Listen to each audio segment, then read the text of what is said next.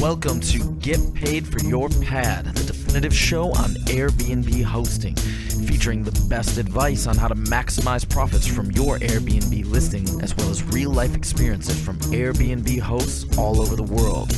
Welcome. We are your hosts, Josefa Kapadia and Jasper Rivers. Get paid for your pad. Get paid for your pad. Get paid for your pad. Get paid for your pad. Get paid for your pad.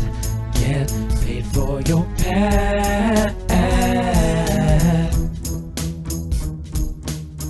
This episode is brought to you by Hostfully, a company that helps you make beautiful guidebooks for your listing. Especially for Get Paid for Your Pad listeners, get 2 free months of their premium version. For more details, visit hostfully.com/pad. Welcome, episode 202 of Get Paid for Your Pad. My name is Jasper, I am your host, and today I will be all alone. Very, very sad. Nobody wants to talk to me, so I'm going to be all by myself. And I wanted to do this episode because, I always forget to mention updates and a little peek behind the scenes, like what's going on at Get Paid for Your Pad, what am I working on and stuff. But I always forget because I always run out of time, because I have to keep these podcast episodes below 30 minutes. And it has to do with the production. I don't produce these episodes by myself anymore. I used to for about 2.5 years. I produced every single episode by myself, which means that I was doing the editing and the show notes and all that kind of stuff. But it wasn't really my favorite thing to do. I really like recording the episodes and creating content, but I'm not such a fan of all the technical stuff that comes with it. And fortunately, as the audience grew, earlier this year, I was able to get some sponsors. And I'm sure you've noticed that there's Hostfully and there's Aviva IQ that sponsor these podcast episodes.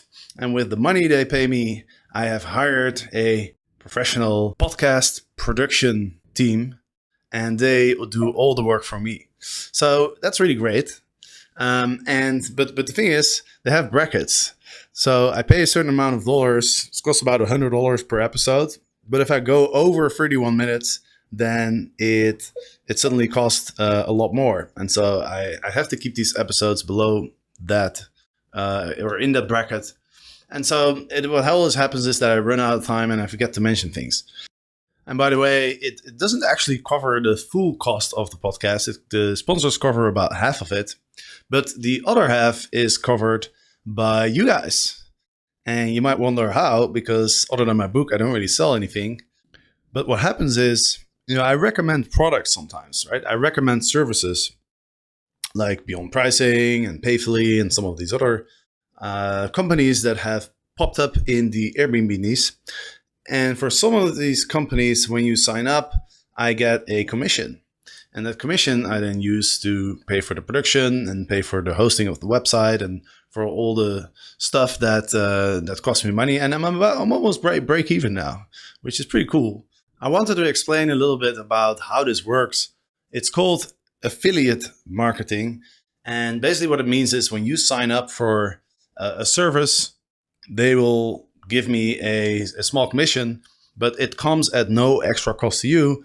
In fact, a lot of the times, because these services, they really want to be promoted, a lot of the times they actually offer some sort of special deal where you get like a couple months for free or you get a discount or something. And so every time I talk to one of these service providers, I always try to get a good deal for my community. And so it's really kind of a win-win situation. When you sign up through my links, which, by the way, you can find them on getpaidforyourpad.com/Airbnb tools. That's the page that I've created with an overview of all the different services that are out there. And I'm not partnering with all of them. I'm only partnering with the ones that I know of, that are ones that I've tested and the ones that I can vouch for. But the other reason why it's a win-win situation is that this is the people that sign up for these services through me. They're very important to me because they're paying for this podcast production, right? And so those people are very important to me. And so if there's ever a problem, if you sign up with one of the services I recommend and you have a problem with them, let me know, because I will get on the phone with the CEO and make sure that they treat you well. Because my whole business model kind of relies on this, right? So I just wanted to mention that, and I really appreciate if you sign up for a service. If you want to check at getpaidforyourpet.com/Airbnb-tools, you can also find a link on the homepage if you want to use my links, because that really helps me to create better content. And talking about better content, you may have noticed that I started becoming quite active on my YouTube channel. Now, I've had my YouTube channel for a while, but I haven't really focused on it. Haven't really had the time to really try to learn how to create good videos. But now I'm really doing it because I'm actually publishing a video every single day. It's kind of crazy, but I've committed to it, and it's been really fun. And it's given me a lot of engagement in terms of people commenting and people reaching out, sending me emails and stuff. So I'm really enjoying it. And so I'm really planning to stick with it for quite a while. And I've also been sending out daily emails in which I not only talk about Airbnb, but also share a little bit more about my travels and my lifestyle and the things that I learn on the way. And I've had really good reactions on these emails as well. Not from everybody, because for some people, an email a day is a little bit too much. And I get that. It's a little sad when people unsubscribe. But I do realize that, not everybody has time to read an email every day. And so that's cool. But for those people who do like to receive those emails, you can go to getpaidforyourpet.com/newsletter, and there you can sign up if you want to receive the emails. And I always put a link to the video that I've published on YouTube. And I've just breached the 1,000 subscriber barrier, which is really, really cool. I read an article somewhere that once you get to 1,000 subscribers on YouTube, that's kind of like a major milestone, and that things will go much faster after you've reached that 1,000 subscribers. I'm not sure exactly why, but that seems to be kind of a magical number. So I bought a course on how to create really cool videos, and so every day I'm learning a bit. It's really fun. Another topic I wanted to touch on is my new book that I'm planning to release in April 2018. And this book is all about the investment side. So it's all about buying properties or renting properties in order to rent them out on Airbnb or other short-term rental platforms. I think this is a really interesting topic, and I've been doing a lot of research to find information about, what are the best locations and what are the things you want to look at, what are the things you need to consider. And there's just not a lot of information out there. I mean, there is literally no book that talks about investing for short-term rentals. And so, who knows, maybe my book will be the first one, or maybe somebody will beat me to it. But in any case, I think it's going to be a very useful resource, as I'm learning a lot myself. I mean, I've invested in my apartment in Colombia. I've bought a house in Amsterdam 10 years ago. Those are the only real estate purchases that I've ever made. So I'm watching like real estate courses. I'm watching lots of YouTube videos. I'm reading articles. I've bought a bunch of books. And so I'm trying to sort of compile all that knowledge that is out there, compile it into one book. And, my aim is really for it to be all-encompassing resource on the topic of investing in short-term rentals. And there's really two parts, right? There's purchasing a unit, and there's renting for releasing on Airbnb, right? The rentrepreneur model, as people like to call it. And there's a couple books actually on that topic. And one of the reasons why I'm also really excited about this book is because I'm featuring a lot of real case studies. So I know a lot of people who've invested in Airbnb properties. And given the fact that I actually don't have that much experience, I mean, I've only bought one property in Colombia, and I bought a property in the Philippines, but that's kind of like a different model. That's not a short-term rental. It's actually like a studio in a resort. I just bought it because I thought it was a great opportunity. And so I've really only invested in one Airbnb property.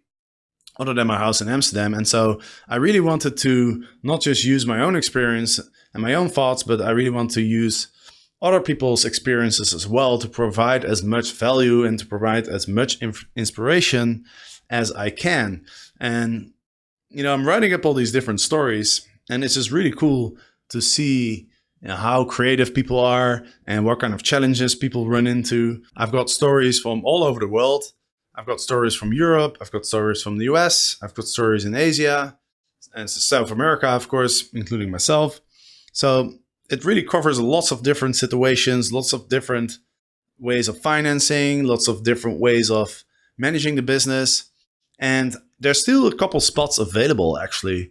So if you have a really cool story about some investment that you made, then feel free to reach out at jasper@getpaidforyourpad.com, and we can have a chat, and I can see if your story is a good fit in the current selection that I have, because I want to keep it as diverse as possible so that it provides as much value as possible. You've heard me talk about Hostfully a lot over the past few months. I love sending my beautiful Hostfully guidebook to my guests, as it makes me look very professional. I also love including screenshots of my guidebook in my actual Airbnb listing. This helps me stand out from the crowd. Well, now I'm thrilled to announce that I'm a sponsor of the Hostfully Host program. Twice a month, Hostfully selects a host and features them on their top-ranked blog.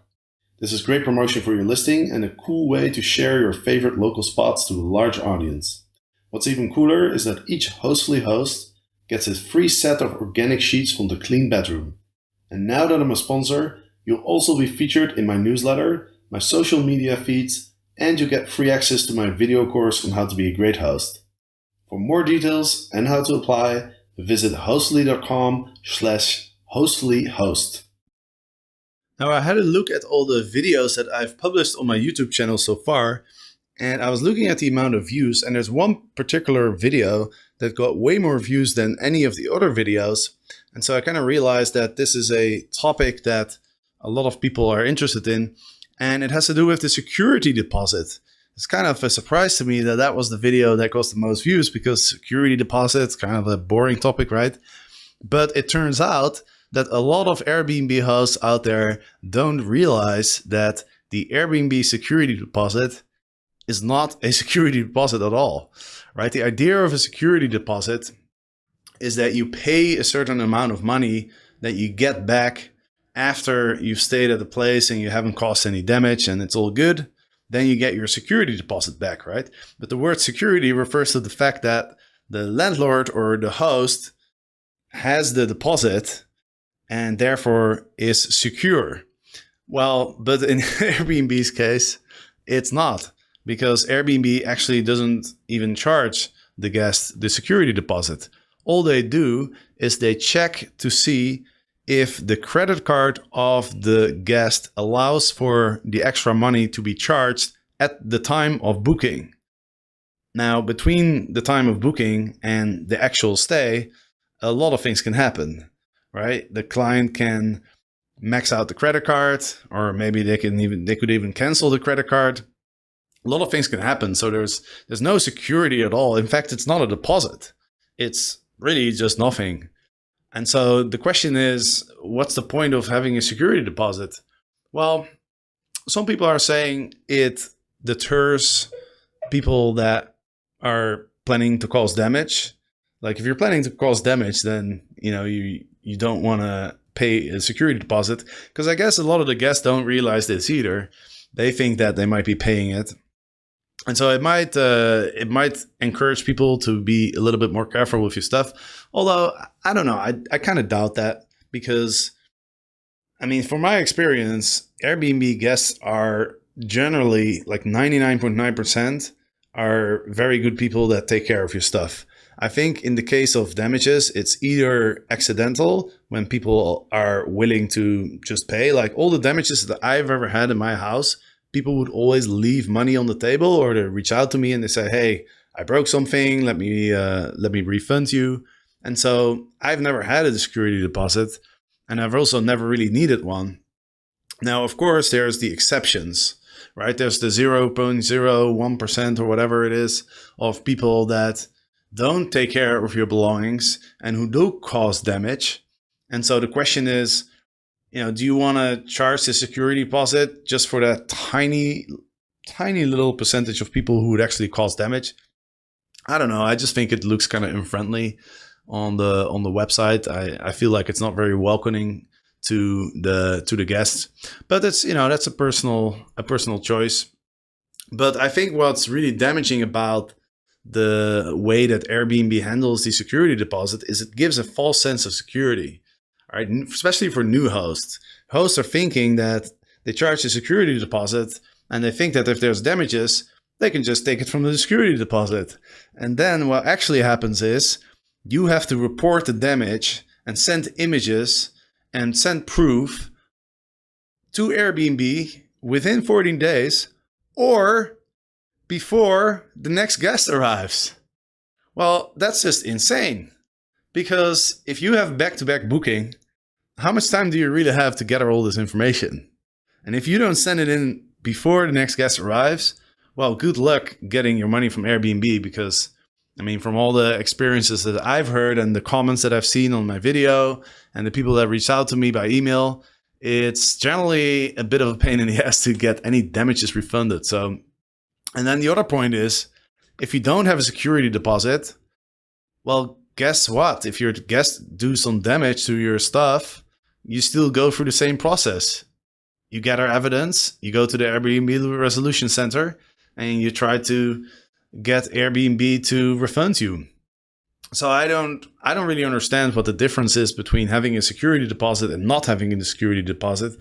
I read somewhere in the Facebook group, I can't remember which one it was, but I read about somebody who actually called Airbnb and asked them, like, what's really the difference between the process of getting damage refunded if you have a security deposit and if you have no security deposit. And eventually the Airbnb employee kind of admitted that there's no real difference. The last thing I wanted to share is something more personal.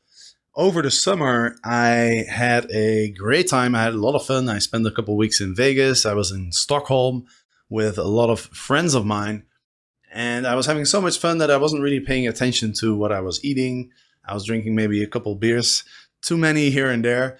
And as a result, I'm 40 years now. And so I'm getting to the age where you have to be a little bit careful about how much of those calories you consume, because it will have an effect on your body. And it started to have an effect on my body. Actually, the last day I was in Stockholm about a month ago, somebody actually took a picture of me, and I looked at the picture and it was shocking.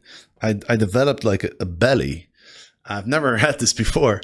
And so it shocked me so much that I really wanted to get rid of it. And so when I arrived to Taipei, I told myself, okay, I'm not going to drink alcohol for a while. I'm going to the gym every day. And I heard about this thing called the Keto diet. I think I first heard it on Tim Ferriss's podcast. And if you don't know who Tim Ferriss is, well, everybody knows who Tim Ferriss is, right? But if you don't know who he is, then check him out, because he's definitely in the top 3 of most inspirational people that I've ever heard of. I remember back in the day, 2010, after I quit my job, I started traveling and I ran into his book, The 4-Hour Work Week. And it was basically the start of my journey. If I hadn't read that book, I might be sitting in an office somewhere now, because that introduced me to the idea of that people can be able to travel around and still make a living. So very inspirational person, Tim Ferriss. And he had somebody on the show that talked about the keto diet. And I heard about it from some of my friends as well. A couple of my friends have lost a lot of fat and gained some muscle and stuff working out using the keto diet. And they were all raving about it. So I was like, you know what? Let me try that. So I started the diet about 4 weeks ago when I arrived in Taipei. The first couple of days, I didn't feel great. There's this thing called the keto flu. Because basically what keto means is you stop eating carbohydrates, or you reduce the amount of carbohydrates below 20 grams a day, or net carbs. That's carbs minus fiber. Anyway, I won't get too technical. But basically what it means is that you stop eating carbs and your body starts to burn fat. And your body goes into a stage that's called ketosis, where it's using the fat for energy, and it gets very efficient at it. And what the result is that you have a very high energy level throughout the day, because your body's not dependent anymore on the glucose that it gets from the carbohydrates, and so your blood sugar level stays more constant. You don't get those ups and downs during the day, and it's been working like a charm. It's pretty crazy. Like, I've dropped over 5 kilos of weight in about 4 weeks, and my energy levels are just super high throughout the day. I don't get tired at night. I used to always get tired around like 8, 9 p.m. I just kind of want to lie on the couch. But now I've been working till like 1, 2 a.m. in the morning just because I don't feel tired, and mentally I'm very focused. And so I'm able to be extremely productive, which comes at a very good time as I'm doing all these videos, because it's a lot of work. I probably spend like 2 or 3 hours a day just polishing one video and one email, and then I have to do all the other stuff. And so it's pretty busy. And so the mental focus that this diet gives me is pretty awesome. So I just want to share that with you guys. And by the way, one other little trick I want to share in terms of procrastination. Last night I celebrated a birthday, and I got home around 3 a.m. or so, and I had to get up early because I'm learning Chinese, and I had a Chinese lesson, learning Mandarin, I should say. And so I only slept for like 4.5 hours or so. I was pretty busy the rest of the day as well. I'm coaching a client actually here in Taipei right now. So I was pretty busy, and I didn't really feel like going to the gym, but I made a commitment to go every day. And so I was kind of lying on my bed, and I was thinking, I would really like to just take a little nap, or maybe watch some TV or something.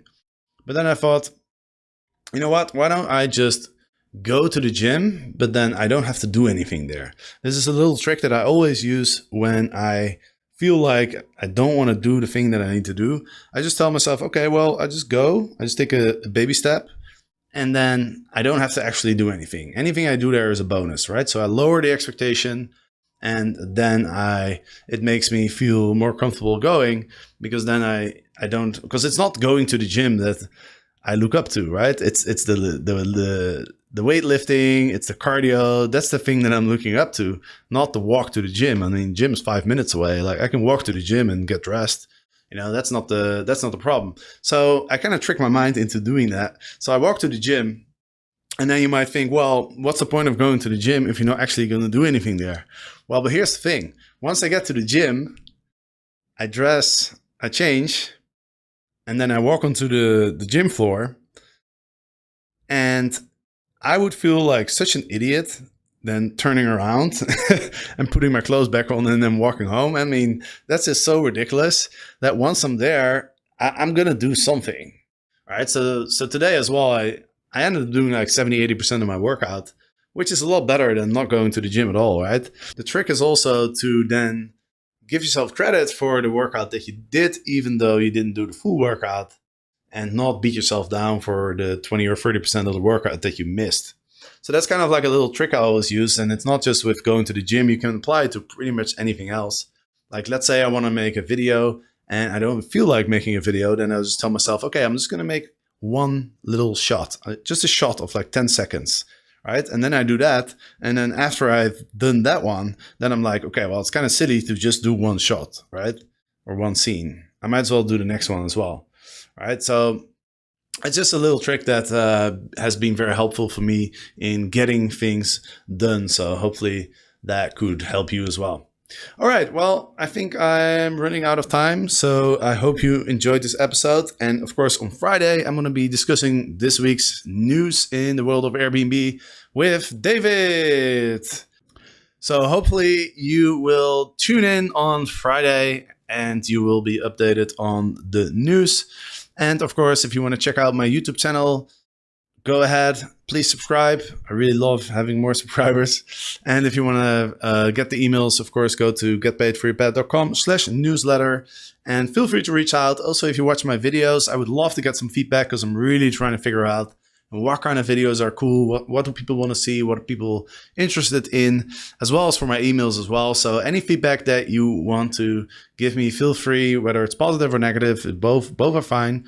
And so, please email at jasper@getpaidforyourpad.com, as many of you have already done. Although I don't know if the podcast listeners are the same people that are on my email list and the same people that are watching the videos. There's no way for me to tell, but I'm sure there's some overlap. Anyway, I hope you're having a great day, and I'll be back on Friday. Goodbye.